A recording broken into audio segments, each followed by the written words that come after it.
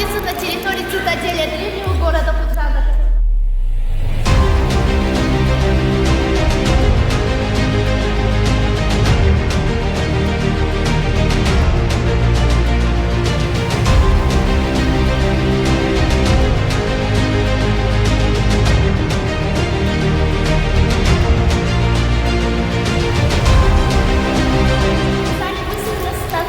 Известных личностей, как Абу Абдуллах и Рутаки, основоположник таджикско-чеченской литературы.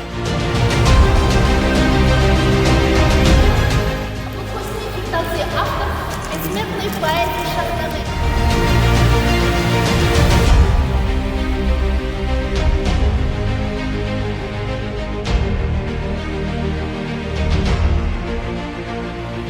Этот зал посвящен народному ремеслу, и оно украсено одним из древнейших видов искусства — резьба по